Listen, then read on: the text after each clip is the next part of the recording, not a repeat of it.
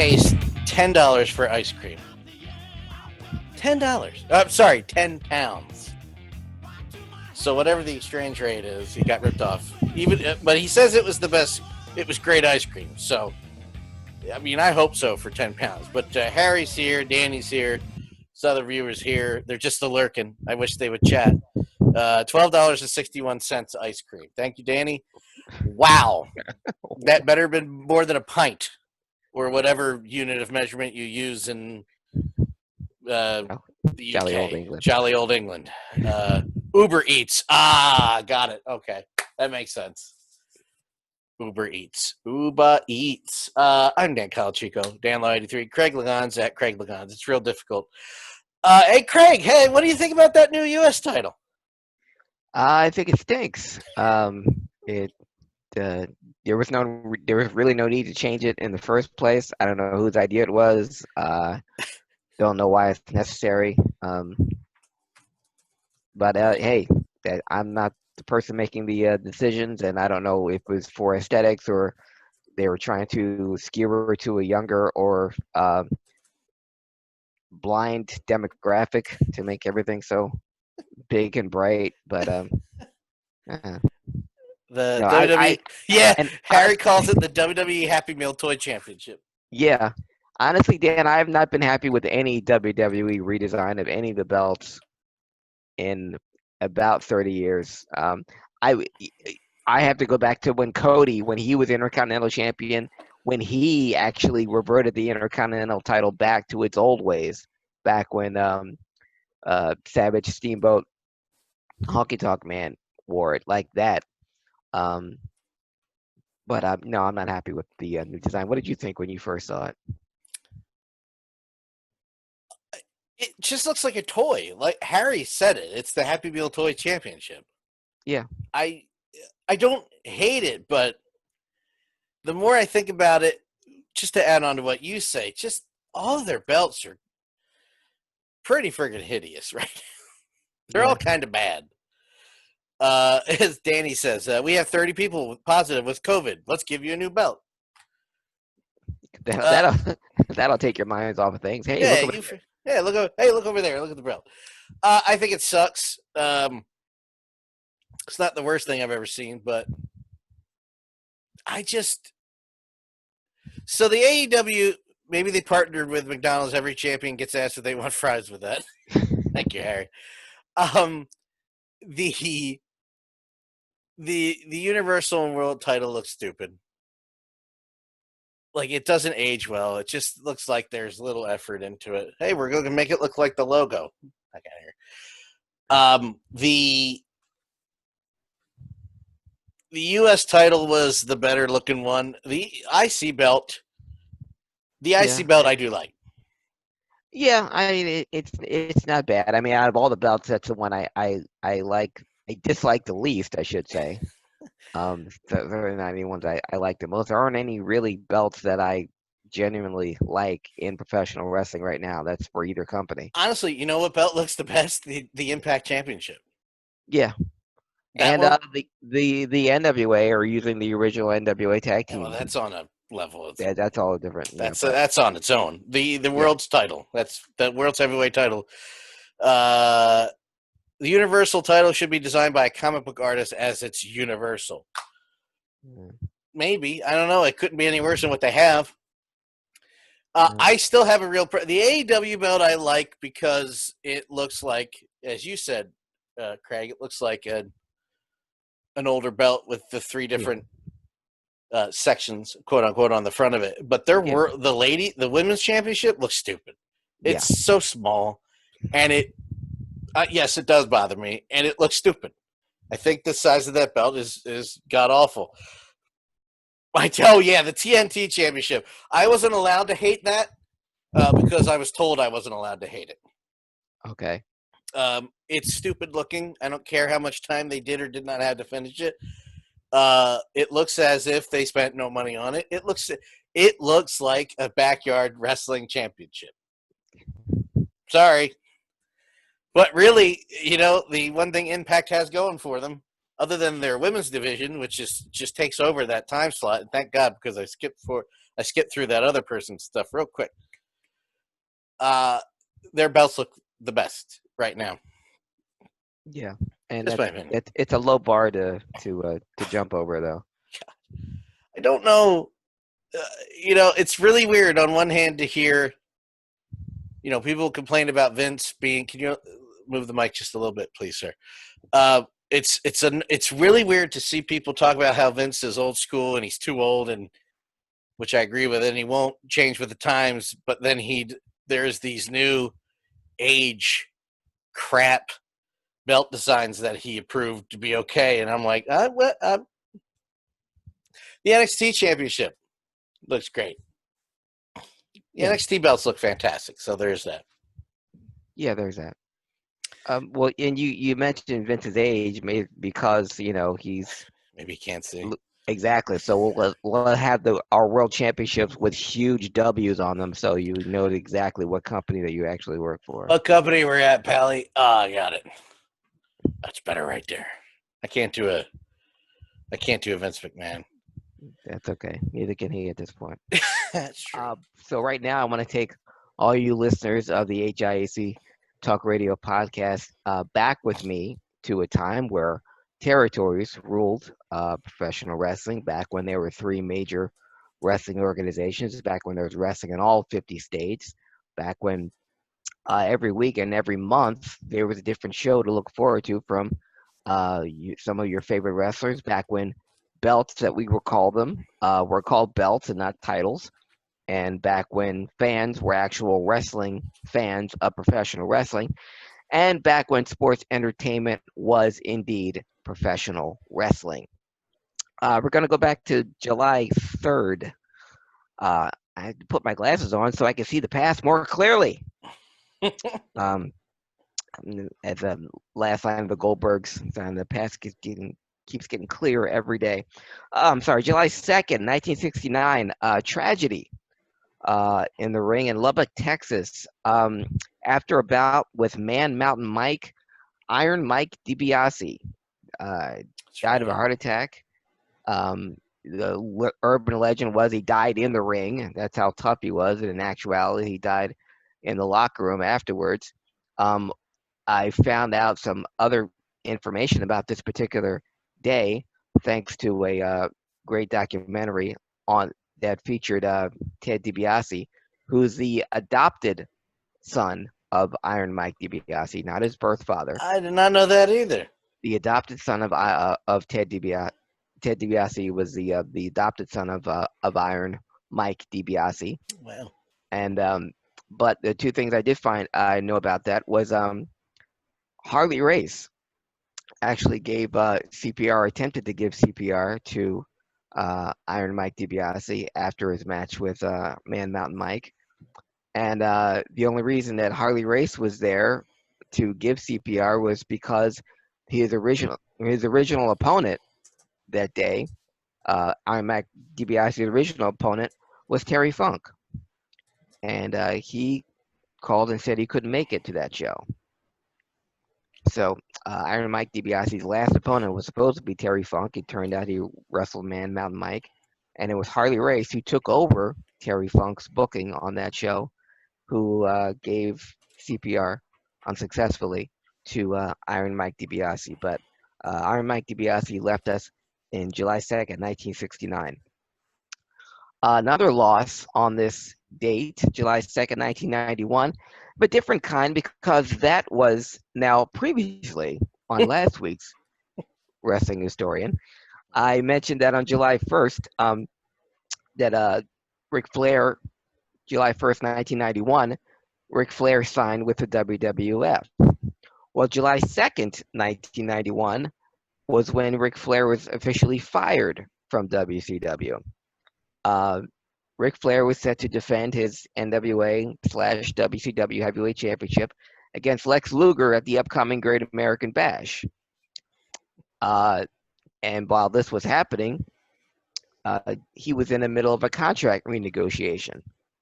And Jim Herd, the head, genius man, of WCW at the time, wanted Ric Flair to drop the belt to Lex Luger.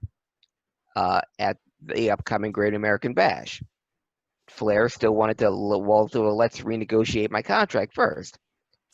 And then Hurd changed his mind, said, well, hey, now we want you to drop it to Barry Windham before the Bash and have Windham versus Luger at the Bash for the title, and I don't even want you on the pay-per-view.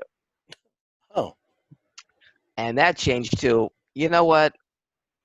I'm just going to strip you of the belt because I don't want you to drop it. I don't want you against Windham. I don't want you against Luger. I don't want you anywhere near the company. So he was just going to strip Flair of the belt. Jim Herd, by the way, is a man that just totally wanted to job Ric Flair out, wanted to shave his head, call him the Gladiator, wanted him to open up wrestling cards because he was such a big name. Spartacus, wasn't it? Yeah, it was Spartacus. I apologize. Spartacus, yeah. I want you to be Spartacus. Cut your hair. Wear these shoes. Yeah. So, obviously, Ric Flair and Jim Herd didn't get along. So, he wanted to strip Flair. He went from wanting him to drop the belt to Luger at Great American Bash, then drop it to Barry Windham before the Bash, and then just stripping him outright. Now, Ric Flair, while as the NWA champion, as long as he has possession of the belt, and whoever is the NWA champion, you put up a $25,000 bond to hold the title. And Flair said, upon the hearing he was going to be stripped, fine, you can have your belt back when I have my $25,000 back. And Jim Hurt just said, nah, forget it, keep the belt. You have a story, Dan, where Doug Dillinger was sent to retrieve the belt. The version that Ric Flair tells on the DVD is he is, while they're on the phone going back and forth about that day, and okay, well, I'm just going to leave. Okay, well, give me the belt back. And Ric Flair's like, I own it. I need my money back. And he's like, I'm not going to pay you. Give me my belt back. He's like, well, then I'm going to send Doug Dillinger over there to get it. He goes, send Doug Dillinger over there and get it. I own it, Dip S. And thus, as you will reveal, I'm sure, at the end of your part, what happens next on WWF television. Ric Flair kept the belt. Like you said he would. Jim Herd was just wanted to get rid of Ric Flair so badly. He just said, you keep the belt, and we go. So Ric Flair, with belt in hand, had already signed a day earlier with the WWF. And after the no-compete, when he would debut in the WWF later on September of that year, he would bring with him the shiny gold WCW belt.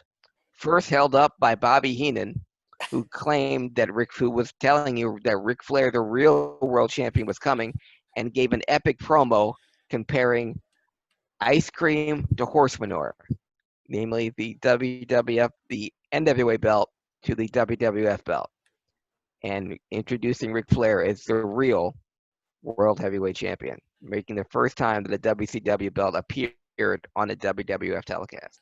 And that would carry on later when he wins the Royal Rumble, and he specifically says, which you've mentioned many times, I forget the actual wording, I'm sure you remember better, but this is the only heavyweight championship, and it's mine. Yes. He said, with a tear in my eye, this is the greatest night of my life. Because this, holding up a real belt, WWF belt makers right now, that actually looked like a championship belt, this is the only belt that matters. And it's mine. Rick. It started July 2nd, 1991. The day after Ric Flair signed with the WWF, Ric Flair is fired from WCW. Jim Herd was just incorrect on a lot of things. So many things. And even when he actually had a good idea, he would change his mind so often, like first, drop the belt to Barry Windham, and then, and Flair, who had no problem dropping it to Barry Windham, he never, ever did a job for Luger their entire career, just because he knows, Luger's limitations. And Lex Luger will figure prominently in this additional wrestling historian later on in the program. I was going to say, that's a good thing he never did the job to Luger, because I wouldn't have either. Yeah, and this goes back to when Luger was in Florida, and he was the next big thing, and when Luger was a horseman, and but yeah, he never dropped it to Luger. Even after Sting's injury, that people thought that he would, but he did not. Jim Cornette told a story about when Jim Herd suspended Tully Blanchard, even though he didn't wrestle for the NWA, because he failed a drug test in the WWF that totally screwed up the Horsemen. It was supposed to be Arn and Tully coming back, and it was just Arn. And so the idea was to have Flair and Arn and Stan Lane and Bobby Eaton, the Midnight Express, join the Horsemen, and they would be managed by a woman and Jim Cornette that Jim Herd okayed, and they were going to go with it. And they made this decision while Jim Cornette, yes, the Midnight Express and Flair and Arn were going to be the new Four Horsemen. That was a done deal. And then Jim Cornette negotiates this while he's on vacation. He comes back to the building and he goes, "Oh yeah, we're not doing that." My Changed head. his mind. Yeah. I'm Harry Barnett. Yeah, so roll that around your head for a while. The potential Four Horsemen would have been Ric Flair, Arn Anderson, Stan Lane, and Bobby Eaton. I don't want to roll that around my head. It's now, thankfully, we got the Dangerous Alliance, but yes, still, yeah. God. But thank Jim Herd for that. Staying on that date, 10 years later, and it gets worse for WCW. July 2nd, 2001, a date which WCW fans will live in infamy because this is after WCW is shut down. It's been bought by the WWE. And so after much hype, and because of all the no-compete clauses and the very limited roster that he has, WCW makes its debut on the WWE with the main event of Booker T versus Marcus Alexander Bagwell. In a date which will live in infamy because for years, I've always waved the WCW flag as being far superior than the WWF, going back to the NWA days. And when we finally get WCW talent on the WWF show, it's Booker T, who's damn good, but obviously ring rust, hadn't been in the ring for 3 months, and Marcus Alexander Bagwell, who was never the best worker to begin with, and not only had a ring rust, just had ring mummification, blew up within 3 minutes, and Booker, as great as he is, and as great as he was, even he couldn't carry a blown up Buff Bagwell, and the match was The Drizzling S. The Drizzling S's. Boring chants could be heard raining down.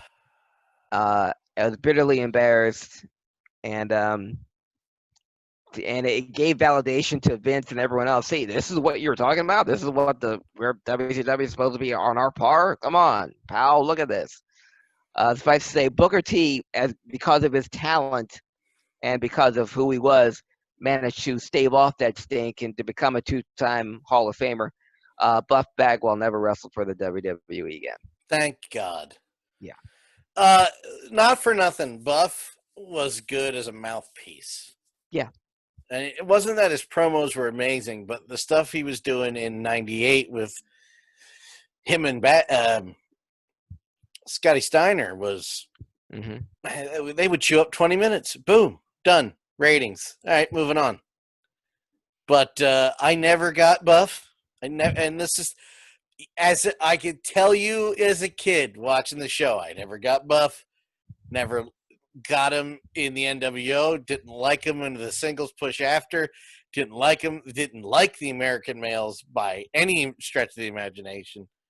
Didn't care. And I'm sure he has fans, and he had a job for a reason. Somebody saw something in him. Well, you know who did was Missy Hyatt, because Marcus Alexander Bagwell was an exotic dancer. and it went by the name of Handsome Stranger when he worked for the GWF. And this is in the world when it turned into World Class when it was in Sportatorium. He and Scott Anthony Raven started there together. But Marcus Alexander Bagwell was a male exotic dancer and still did and now works as an escort still. But yeah, as Buff, I thought he was just a fun comic character. Still has the weirdest injury in professional wrestling history. Next to, I think he and Rey Mysterio had the two weirdest injuries in professional wrestling history that they had to take time off for to heal. Ray got his belly button pierced and it got infected, so he was off TV for a month. And in some matches, you could see him with a huge like adhesive like patch over his stomach. Bagwell had passes that for having the weirdest injury in professional wrestling history. Marcus Alexander Bagwell, for those who don't know, was in fine shape upper body wise, but he hated his legs, Dan. He thought his legs were too skinny. Mm-hmm. So Marcus Alexander Bagwell took it upon himself because he admired Sting. He was a huge Sting, maybe even bigger Sting mark than you. He wanted to have he wanted his legs to look like Sting. So Marcus Alexander Bagwell got calf implants to make his legs look bigger. Those calf implants got infected to the point where not only was he hospitalized, but had to have emergency surgery to get them removed because the infection had spread so quickly. And Buff Bagwell, because of this botched calf implant surgery, couldn't walk for 4 to 6 weeks. I'm not laughing. No. It's not funny. No. Oh wait, yes it is. Yes. No, it's not funny. Okay, that's the weirdest injury in professional wrestling history. So, men and ladies, gentlemen and ladies, if you're looking to book Mr. Bagwell, if you go to cowboysforangels.com, I'm not making that up. I got two observations. Two observations. Without a goatee, he's better looking without a goatee. That is a good looking man. Yeah. I'm not laughing at him. I'm laughing at I'm laughing at the absurdity of the prices to rent Mr. Bagwell. It's $800 for 2 hours. It's $1,500. It's $1,500 for 4 hours. Overnight is $3. A whole day is $4,500. A weekend is $8,000, and a week is $25,000. And that's plus $10 ice cream. Plus $12.61 in ice cream. Man, that is a living, man. If you're that good looking, and it looks like he's taking care of himself, which I couldn't judge anyway, because I look like, speaking of ice cream and melted ice cream, he's taking care of himself, Mr. Buff. So yeah. Cowboysforangels.com. That is not a paid. That's not paid advertiser, but I will take.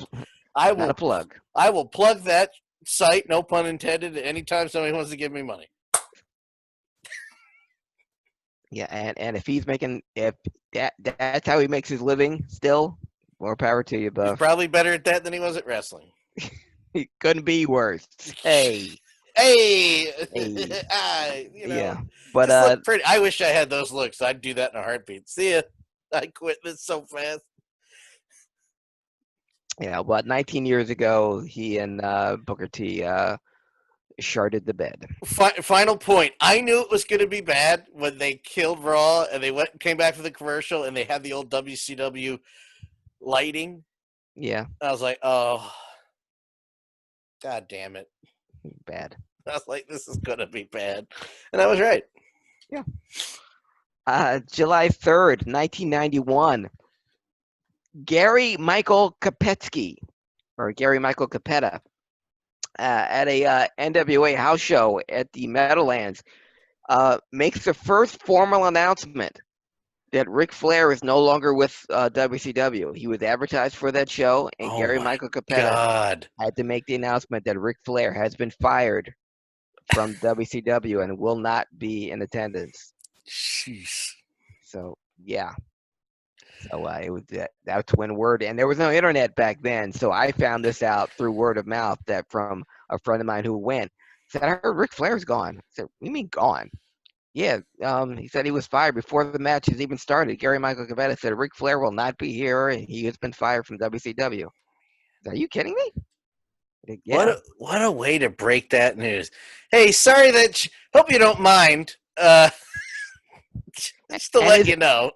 and this is from my friend. Again, his merch was still being sold there. So Oh, like of there was course, Ric Flair T-shirts still being sold and Four Horsemen stuff, and of course, of course.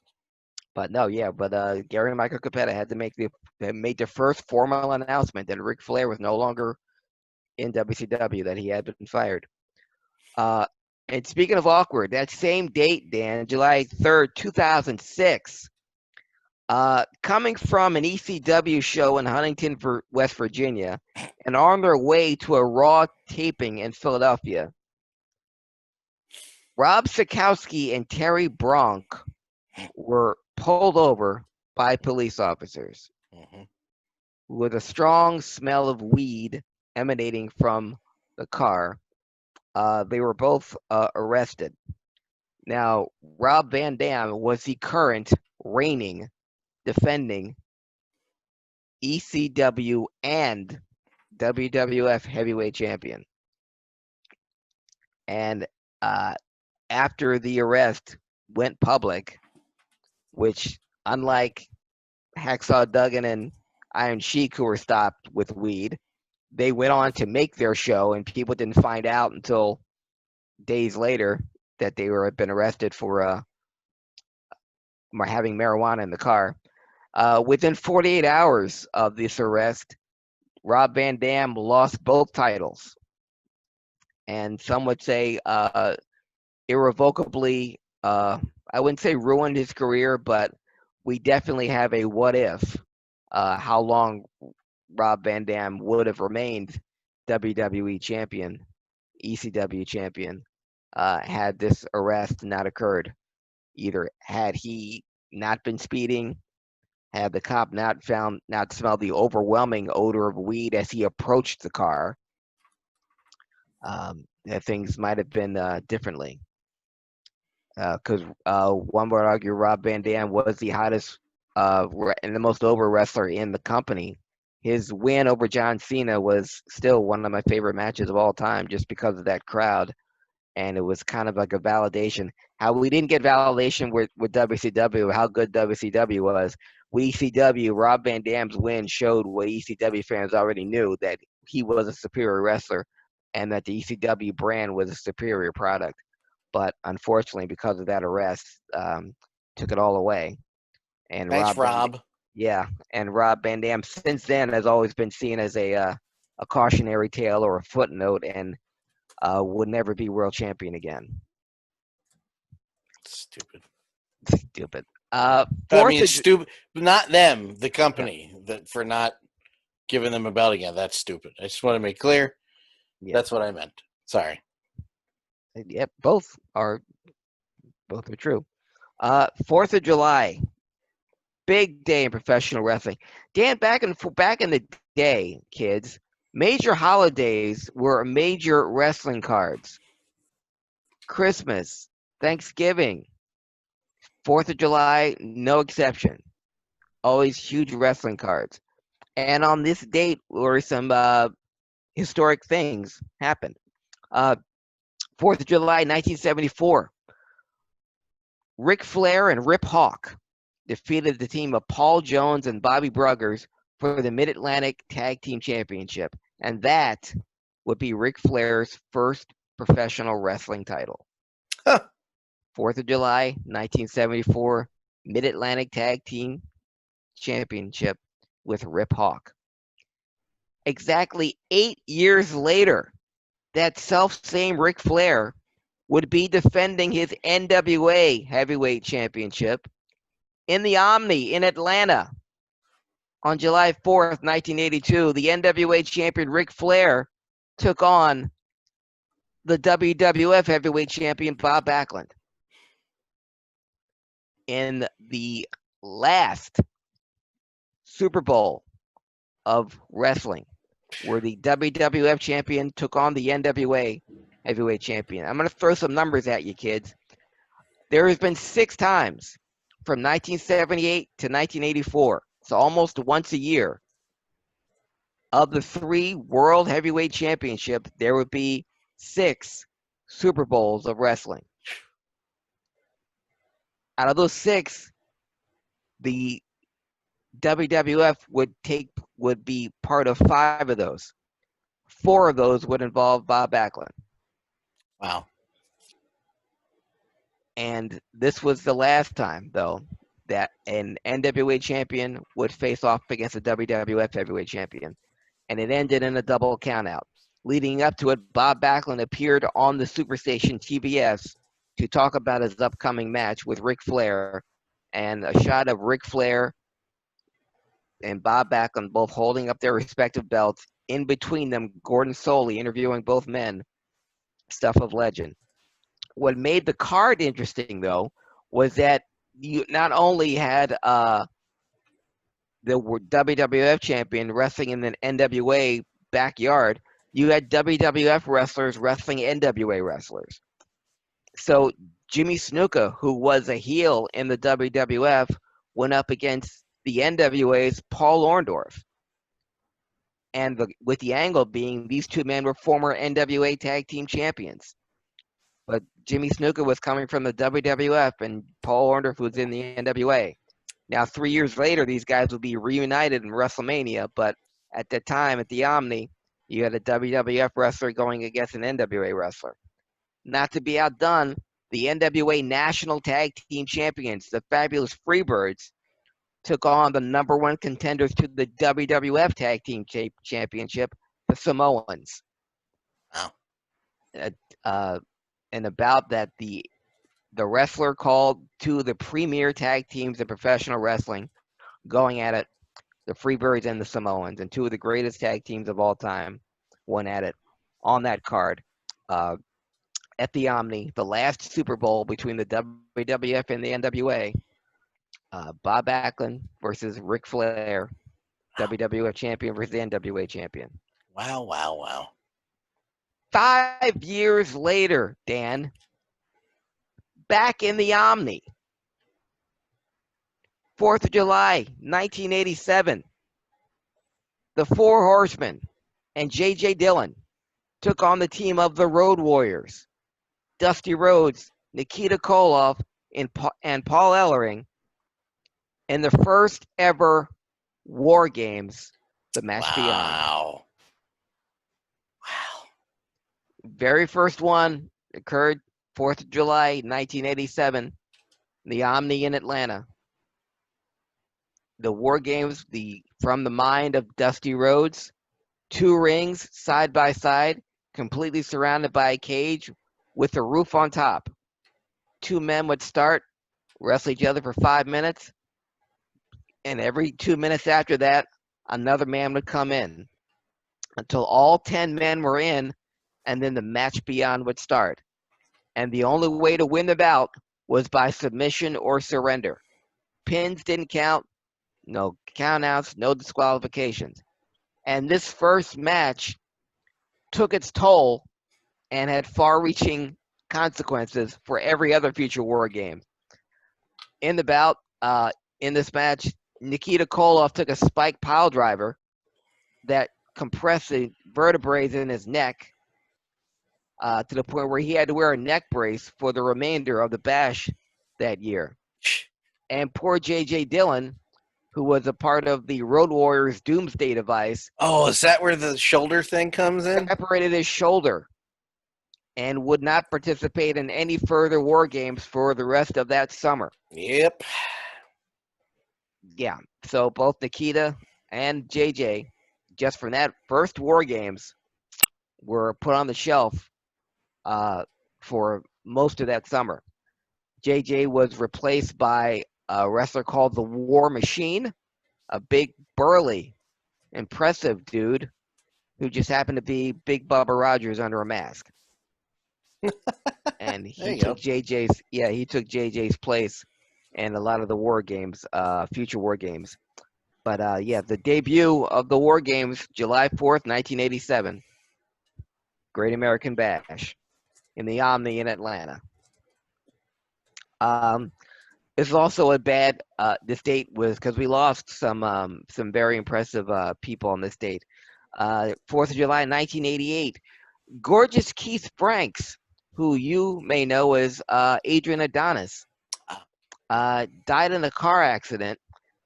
He and three other wrestlers were in Newfoundland, and they were the Kelly twins, Pat and Mike Kelly, who were a great tag team in the Pacific Northwest, and another man named Wildman, Wildman Jack Donovan, were all in the car with Adrian Adonis.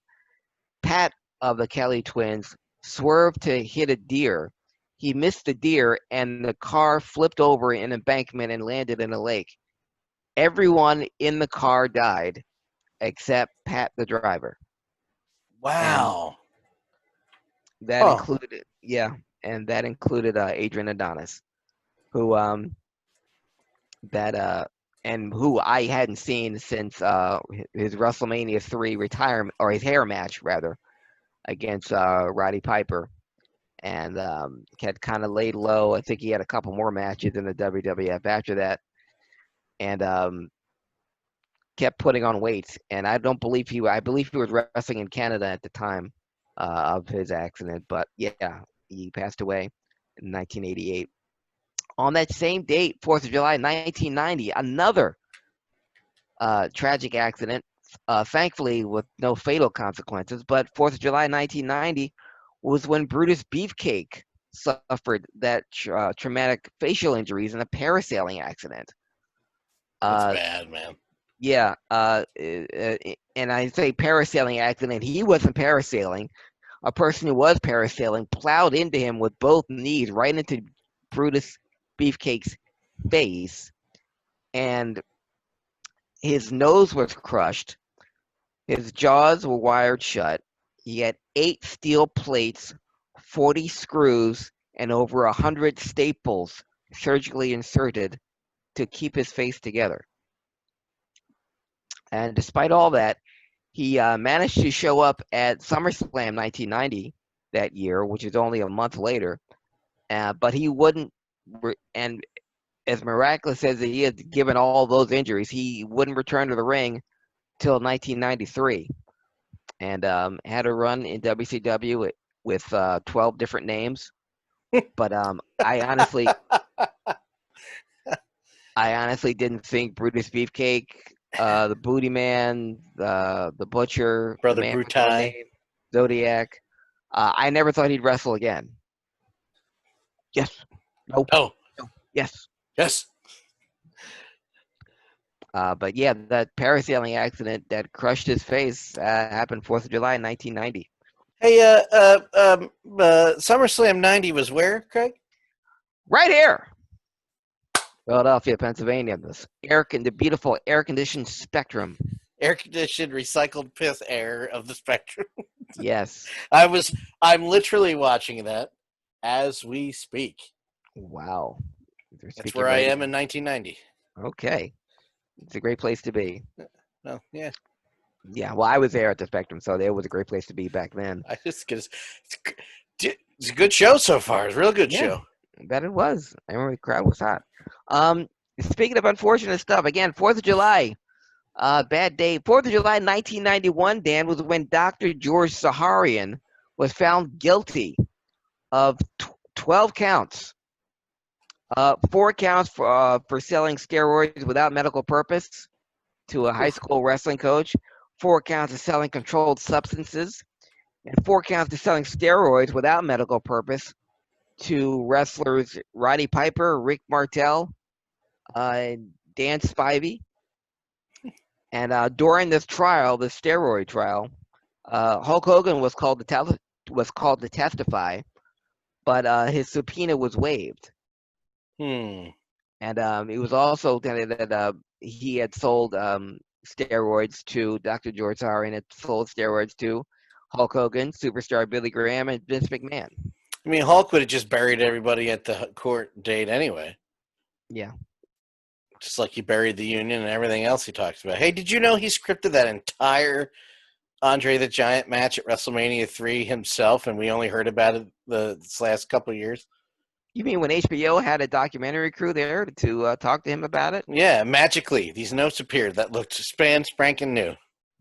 Even though the documentary was about Andre the Giant and supposed to be about Andre the Giant only? Yeah. And Hey, brother, this is what I did. yeah. That somehow it became the Hulk Hogan show? Okay, whatever. That's just me, though. I'm bitter. As am I. And as is Dr. George Zaharian, because that started the, that was 1991, the actual steroid trial of Vince McMahon, actually, that opened up the questioning, and Vince McMahon's steroid trial would actually occur 3 years later in July. But Dr. George Zaharian, who was, I hear his name, if you're an old school wrestling fan like me, you grew up in the Northeast, you heard Dr. George Zaharian when your ring announcer, Joe McHugh, would read off the names of everyone that's at ringside. Dr. George Zaharian's name was always mentioned, so I heard that name every week growing up. But went up the river for 12 counts of substance abuse and selling of steroids. 4th of July, 1993, Dan. We go to the USS Intrepid in New York City for the Yokozuna Body Slam Challenge. Yokozuna, wanting to prove how inferior the United States was, challenged any man from any athletic endeavor to put his hands in between his legs and lift him up by the crotch and slam him. And so many athletes from so many different sports teams tried and all failed. Keith Sims from the Miami Dolphins, Peter Tagliente from the Pittsburgh Penguins, Bill Fralick from the Detroit Lions, both Steiner brothers, Rick and Scott, couldn't do it. Even Randy Macho Man Savage left the announcing booth. Oh, no. To try his hand at trying to slam Yokozuna. To no avail. Even Bob Backlund, who I mentioned just 11 years earlier, who was a WWF champion, he tried to slam Yokozuna. Couldn't do it. Then out of nowhere, a helicopter touched down the USS Intrepid, and out came a heel, Lex Luger. Lex Luger had been a heel, been managed by Bobby Heenan. And Bobby Heenan was there to try to talk Luger out of it, and Luger just shoved Bobby Heenan away and ran to the ring, got face to face with Yokozuna, and gave him the hip toss heard around the world, and that passed as a body slam. Lex Luger, formerly a heel, wearing red, white, and blue star-spangled Zubaz, slammed Yokozuna and started what is and still is the single biggest push in professional wrestling history. 4th of July, 1993 was the beginning, Dan, of the Lex Express, which crisscrossed across the United States leading up to SummerSlam. But that's a wrestling historian for a different time in the future. But the single greatest push in professional wrestling started 4th of July, 1993, when Lex Luger body slammed Yokozuna. Not to be outdone, again, really bad date for losing folks. 4th of July, 1994, on the Jersey Turnpike, car accident claimed the life of referee Joey Marella. What year? 1994. Joey Marella, the adopted son of Gorilla Monsoon, and he refereed some of the biggest matches in professional wrestling history. He refereed the Andre the Giant Hulk Hogan match that we were just talking about at WrestleMania 3. and he also refereed their rematch at WrestleMania 4. And he also refereed the SummerSlam 92 in Wembley Arena, still the largest crowd overseas to ever see a WWF match, WWF card, 84,000 in Wembley Arena. And he was a referee for the Davey Boy Smith Bret Hart Intercontinental title match. Joe Marella, one of the great referees of all time, passed away in a car accident on the New Jersey Turnpike, and he was only 31 years old. Ugh. So rest in peace, Joey Marella.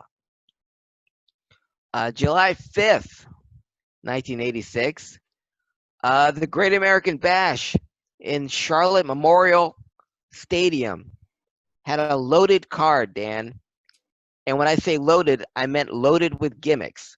Check out this card from the Great American Bash, July 5th, 1986. Manny Fernandez defeated Baron von Raschke in a bunkhouse match. Wahoo McDaniel defeated Gorgeous Jimmy Garvin in an Indian strap match. Ronnie Garvin defeated Tully Blanchard in a taped fist match. The Road Warriors defeated Ivan and Nikita Koloff in a Russian chain match. Jimmy Valiant defeated Pez Don't Call Me Shaska Watley in a hair versus hair match. Dusty Rhodes, Magnum TA, and Baby Doll defeated the Midnight Express and Jim Cornette in a cage match. Jeez. And coming to the ring, to the arena, the Charlotte Memorial Coliseum, in a helicopter, the NWA World Heavyweight Champion Ric Flair defeated Ricky Morton in a steel cage. And that was all on one card, July 5th, 1986, Great American Bash in the Charlotte Memorial Stadium.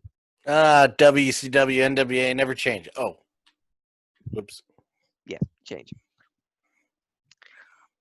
July 6th, 1985, Baltimore, Maryland. Tito Santana would defeat Greg Valentine to regain the Intercontinental Heavyweight Championship. And he did it in a steel cage. And that, Dan, would be the first time ever that the Intercontinental title would change hands in a steel cage. And Tito Santana defeated Greg Valentine, July 6, 1985. That's a charismatic match if I've ever heard one. Yes.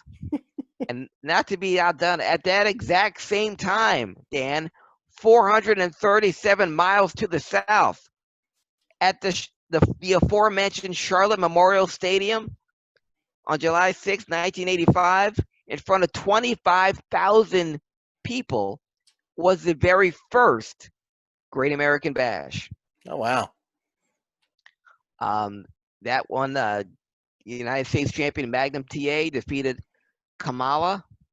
And there was a great shot. The Pro Wrestling Illustrated was all over this card. It made the cover of their Super Bout, Super Card Summer, Super Summer Spectacular. And they showed an action shot of Magnum TA giving Kamala belly-to-belly suplex. And the way it looked like Magnum's leg was broken because it's like holding up all that weight, and the way he pivoted, it said Magnum's lucky he didn't break his leg, giving Kamala a belly-to-belly suplex, but he did, and he won the bout. Also, the NWA Tag Team Champions, Ivan Koloff and Crusher Khrushchev, took on the AWA Tag Team Champions, the Road Warriors.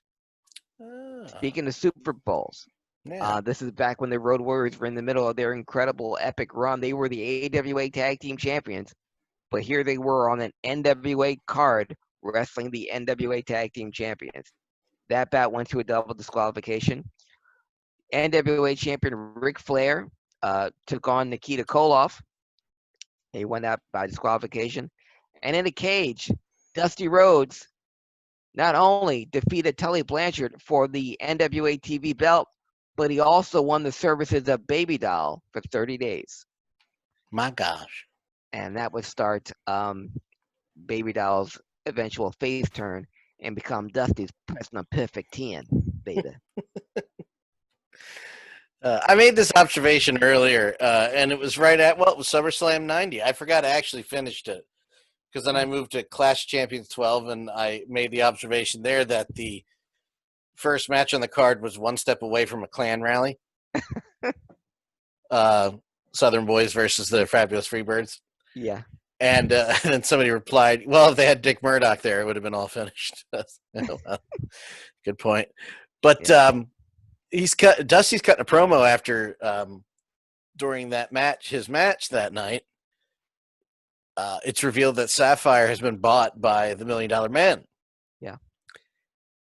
And he cuts a promo like Dusty can cut afterwards. And I made the observation, I was like, has Dusty ever cut? It was rhetorical. Has Dusty ever cut a bad promo? I'm like, no, I don't think so. No. God, just so good at everything. And everything.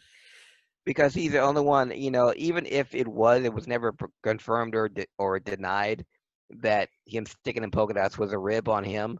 Sure. But even if it was, he can make it work. Oh, my God. So there's not one match. Cause like I said, I started back in October 89 and been working my way forward. And Dusty's all over that company. He's all over the shows. And the reactions, people know that it is Dusty. Like, the polka dots don't do anything negative towards him as far as how it looks. You know what I mean? Mm-hmm. And he just outworks and outdoes most everybody. It doesn't matter. Yeah. Unbelievable. I know, again, it's rhetorical, but it's just... Yeah. And he passed it on because you look at what Dustin did with the Goldust character. Who else could make that work for as long as he's made that work? And even he didn't like it. Look what Cody did with Stardust. Yeah. It's a Rhodes thing, I guess. They know how to do it. It's ingrained. Speaking of ingrained, it's something that's still in the minds of people, young and old. But I can't believe it's been 22 years. But staying on that date, July 6, 1998, Dan, we're going back to Georgia. Going to Atlanta, but this time we're in the Georgia Dome for the largest crowd in WCW history, 41,412, to see a Monday Nitro. This crowd of 41,412 could have stayed home and watched it for free, like I did on this particular Monday Nitro, when I got to see Goldberg defeat Hulk Hogan to win his first WCW Heavyweight Championship in one of the loudest crowds I've ever witnessed on live TV. I don't know if it was because when Kurt Hennig made his way to ringside that he was diamond cuttered by Karl Malone, but the spear on Hogan and the subsequent, what the hell is his finishing maneuver? Jackhammer. Gotcha. Incredible response. Now, Goldberg had wrestled earlier that card. He defeated Scott Hall in defense of his United States Championship. But July 6, 1998, he would remain undefeated and would defeat Hulk Hogan to win the WCW World Heavyweight title in front of the largest crowd in WCW history, 41,412 rabid fans in Georgia. And about that screamed pay-per-view, but it's WCW after all. You have to remember, not you, Craig, I mean people listening and watching, you have to remember that the match was announced the week before on Thunder.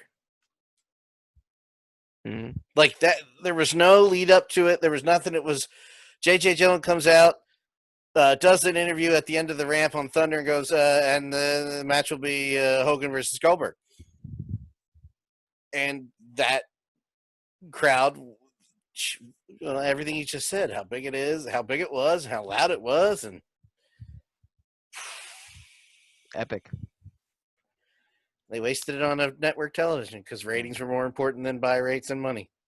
And speaking of ratings, Dan, that night, even though a Raw did a 4.0, Nitro did a 4.93 for Goldberg versus Hogan. So for a crowd that big and for a crowd that large, their lead um, wasn't that big. But yeah, Nitro did a 4.93 that night, and Raw did a 4.0. But that was Monday Nitro, July 6th, 1998. July 7th, 30 years ago, Great America Bash 1990. This card was actually a subject of the latest Jim Cornette podcast Oh boy. because it was the Great American Bash 1990 pay-per-view in Baltimore, Maryland. That's the not so much the card so much as the tag team bout between the United States Tag Team Champions, the Midnight Express, and the aforementioned Wild Eyed Southern Boys, Tracy Smothers and Scott Armstrong. Their bout was called by many the best tag team bout of the year that year. And I don't like to plug other people's podcasts, but if you watch it on the WWE Network with the Jim Cornette commentary, it is gold, absolute gold when it comes to professional wrestling. Because not only is Jim Cornette giving you insight as to what he's saying or what he's telling Stan Lane and Bobby Eaton during this, but also what he's telling the referee and how this crowd was dead to begin with and how he got the crowd into it with a simple spot. And they were given 20 minutes ahead of time. Mm-hmm. And you also see Jim, if you watch the bout, he's giving the fans, he's giving the guys the time.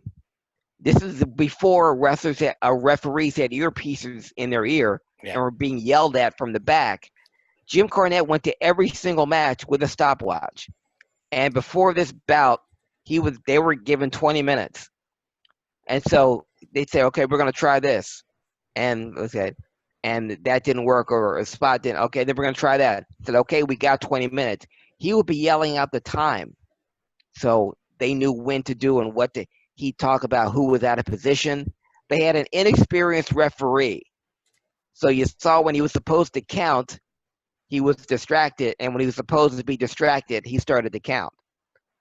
But a great match nonetheless. Again, the crowd was dead, but because of the Midnight Express and the Southern Boys, they got the crowd into it. And by the end, they got a standing ovation. Again, watch the Great American, and the whole card wasn't that great top to bottom, but just for the people that are on the card. Mike Rotundo versus the Iron Sheik during the Iron Sheik's limited run in WCW. Real quick. Go ahead. Is there a spot in that match where it looks like Bobby hurts his arm or his hand? Yeah. Okay, I just watched this too. Yeah. And other than the Sting and Flair match, that's the best match of the night. Yes, that is true. Period. It might even probably be better than the main event, but it's hard to argue Flair versus Sting. But yeah, there's a part in that match because I've gone through like 6 events in 2 days because I've had nothing to do. Mm-hmm. So I'm all the way at, like I said, Clash 12. And there is a part where somebody F's up on Bobby Eaton. And you see him, I can't remember it's left or right hand, he kind of favors it. And he looks over it. Jim says something to him at one point. And I'm like, oh, he hurt himself right there. Or somebody hurt him. But you would never know, as you just indicated, other than those things that Jim has to point out, match goes off without a hitch. Yeah. Because you got 4 really good workers in there, and it really shows. Again, you said the best match on the card next to another good match on that card. I mentioned Mike Rotundo and the Iron Sheik. That wasn't a good match. Harley Race versus Tommy Rich. I forgot both of those men were on it. That was a rematch from 1981, Dan. It's 1990. Harley Race and Tommy Rich. Another good bout on that card because of the participants. The NWA Tag Team Champions Doom defeated the Rock and Roll Express. And again, because of the Rock and Roll Express, they can have a great match with anybody. And two guys like Butch Reed and Ron Simmons are great big heels for them to bump off of. That was also a good match. And the main event, which you alluded to earlier, Sting would defeat Ric Flair to win his first NWA heavyweight title. Now this is 4 months late. This change was supposed to take place during Wrestle War, but because of Doug Dillinger, who we mentioned at the top of this wrestling historian, proceeded to yank Sting off the cage and tear his ACL completely. He couldn't wrestle, and that spot went to Lex Luger. So this is 4 months after Sting tore his ACL, and he still wasn't 100%, but he was good enough, and so was Flair good enough, and Sting would win his first World Heavyweight Championship over Ric Flair. I know that this match is probably, let me rephrase that. I know this match is not the caliber of Steamboat Savage. I get it. But being the Sting mark that I am, I still have that match memorized, and I didn't know that until I just rewatched. This is the first time I've watched it unedited in 15 years. Yeah. Not even on any of the DVDs that it would have been on. And I'm like, I still have it memorized. Yeah, it comes here. 1, 2.5. And I'm like, oh, yeah, okay, it's still all there. And like I said, that is the night Ric Flair made Sting a goddamn superstar. Yeah. And you wonder what could have happened. I mean, it was surely would have happened 4 months earlier. Yeah. If Sting, when the business was red hot, Sting would have been champion. But little do we know, a year later, Flair would be gone, and Less said about that, the better. Yeah, less said about that, the better. Also on that card, Dan, sneaking in, making his WCW debut. I had Great American Bash, 1990, July 7th, beating Tom Zank in under 2 minutes. That's right. Man, they call Vader. Still with his New Japan mask? Yep.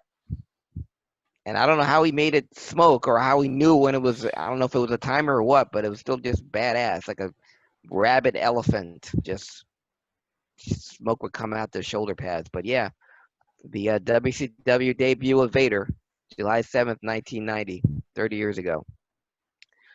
And finally, Dan, I mentioned on last week's Wrestling Historian about possible topics for Dark Side of the Ring, and I mentioned Ali versus Inoki because I everything I've wanted to. Dark Side of the Ring is such a great show. Everything I've wanted to know or every question I ever had has been answered. So because I love the show so much, I'm like, what else could they talk about? I thought they ran out of topics. This was one that could be a topic because it still resonates. Bill Simmons, I'm not a big fan of his. He's a sports writer, he's a sports columnist, but he references this anniversary on his show every year. He celebrated the 20th anniversary when it happened, but it's 24 years ago that this happened. Back to WCW, July 7th, 1996, Daytona Beach, Florida. Bash at the Beach. Some would say next to the Montreal Screwjob, maybe one of the most important days in professional wrestling history that made the wrestling business go this way. The main event was the team of Randy Savage, Lex Luger, and Sting, all dressed up in makeup, to go up against the Outsiders, Scott Hall, Kevin Nash, and a mystery partner. Hall and Nash, to their credit, to going in 2-on-3, acquitted themselves rather well against 3 guys. When who should come to the ring but Hulk Hogan, to a tremendous pop from the crowd. Announcers put over how Hogan's here to save the day, until the one and only Bobby Heenan kind of gave us a little doubt. Well, whose side is he on? Dusty quickly tried to slap him down. What are you talking about? Hogan enters the ring, and we all know now it's so iconic, so legendary. Hall and Nash take off like a couple of scalded dogs. Macho Man's left in the ring land, and Hogan proceeds to leg drop Randy Savage, and the crowd is stunned. As quiet as that crowd could be. And when it's revealed that Hulk Hogan is indeed the third man, and that he's aligned himself with Hall and Nash, these two men that are set to destroy WCW, the ring starts filling up with trash. Gene Okerlund gingerly makes his way towards the ring to do the post-match interview, and Hulk Hogan does probably the best promo of his career at the time, because Hogan's not known for a promo, but Hogan doing a heel promo for the first time, very impressive. Because first of all, you got to tell these fans to shut up if they want to hear what I got to say. And gets the promo. These two men came from a big organization up north. And everyone wants to know, well, who's the third man? Well, who knows that organization better than me? I made that company a lot of money. I made the people that ran that company a lot of money, to the point where Hulk Hogan became bigger than wrestling itself. You can call this the New World Order of Professional Wrestling, brothers. He proceeded to call that the New World Organization 2 more times. Thank God but they didn't. The New World Order stuck, and July 7th, 1996 was the birth of the NWO. Mean Gene getting pegged with trash and cutting his nose open. Don't touch me! I got a fleet of lawyers. What you gonna do when the New World Organization runs wild on you? What you gonna do? Grabs him by the throat. I got a fleet of lawyers. The big fool that tried to get under the ring, big as he is, at any speed and getting stomped. 25 years, man. 24 is 96. 24 years, man. 25. Round it up. Screw it. Man, it changed the course of wrestling. And it's something that Kelly points out. Mm-hmm.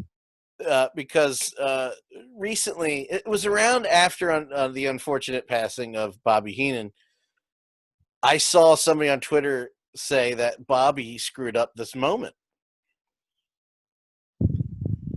And it's like, hold up, wait a minute. This guy has literally been telling everybody for almost 12 years at this point, in character, of course, that Hulk Hogan is the worst person in the world.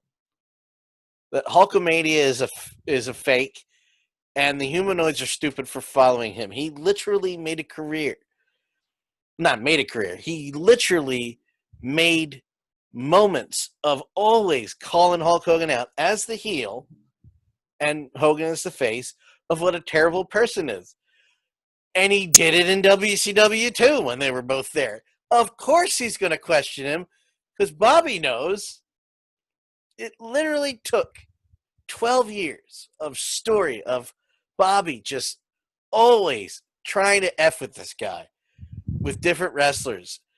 And even to that last moment, before Hogan dropped the leg, Bobby said, yeah, but I still don't believe him. And wouldn't you know it, now what I've been saying all these years. Yeah. That was on purpose, folks. Yes. That was on purpose. He didn't screw anything up. The one guy that would have questioned him was Bobby. The one guy that had any reason was Bobby Heenan, who was there in that moment. Not only till now, when you think about it that way, is that even better than just the moment itself where the NWO is formed. That Bobby is still Bobby, and he goes, no, hold on. This guy's full of crap. And he is full of crap. He was. He turned him. He turned heel. Turned you back on everybody. Bobby Heenan is vindicated for 12, 13 years of garbage. And Hogan is literally the best thing WCW ever did. Not contained in a match. Everything hit perfect in that initial formation of the NWO. Everything, from the announcers to the people involved. You couldn't have done it better, in my opinion. Still, I mean, we're talking about this almost 25 years later, and it still resonates. We both, it's 24 years. It's clear as day now. You know what the room looked like when that dude landed on Macho Man, and it was that was it. I can still see my bedroom. And you see heat. You don't see heat like that anymore. And I talk about people throwing crap in the ring, heat, which is a clear indicator, the best indicator of heat anyway. Heat, yes, exactly. But you see the fans, how they turned and how they were upset. And go back to your Bobby Heenan point. Anyone know the history of Bobby Heenan and Hulk Hogan? It's 3 different companies, all started in the AWA, to the WWF, and now to the WCW, where Hogan and Bobby have had this beef and feud, and Heenan's been saying has always been, and Heenan and Hogan always work well together. Yeah. Don't like each other, but I don't know, Heenan versus any Heenan's guys versus Hogan draws money. Heenan talking about Hogan draws money. So that was perfectly in character for Bobby Heenan. And I heard it too, people saying that Heenan ruined it. And the only reason I say that, because I, like everyone else, saw Hulk Hogan coming down the ring. I think, oh, finally, he's going to stop Macho Man from getting his ass kicked.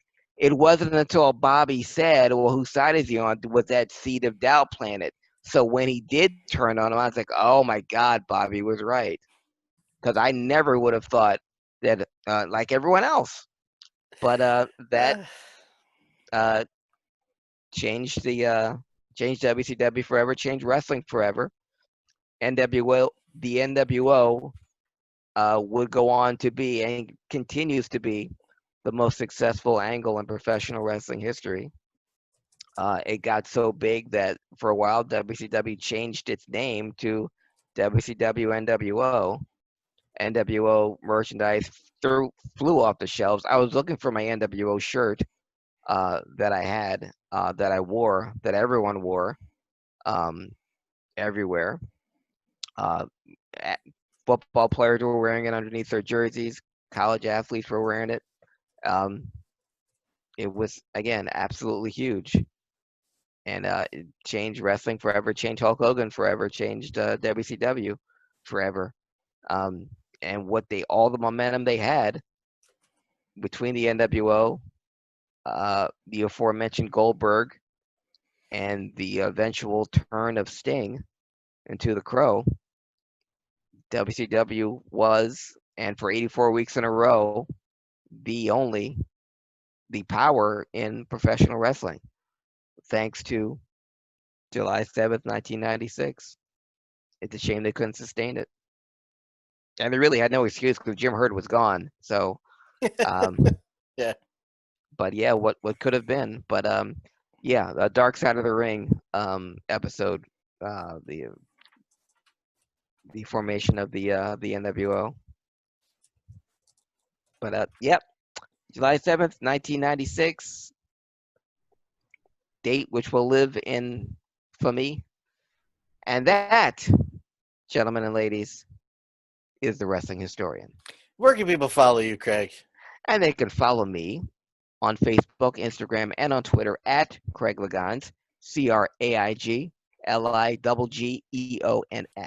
Follow me on Twitter at DanLaw83, YouTube.com, and Twitch.tv, DanLaw83. Listen to the podcast at VOCNation.com. Or if you're on your smartphone, iPhone, or Android, go to your podcast app and type VOC Nation Radio Network. Or watch me and the other podcasts live every night, either a live stream or a podcast live stream at twitch.tv/danlaw83. Thank you for everyone for coming to the room except Harry. Kiss my ass for Craig Legans. I am the above average comedian, Dan Calachico. We will see you next week. Have a good one.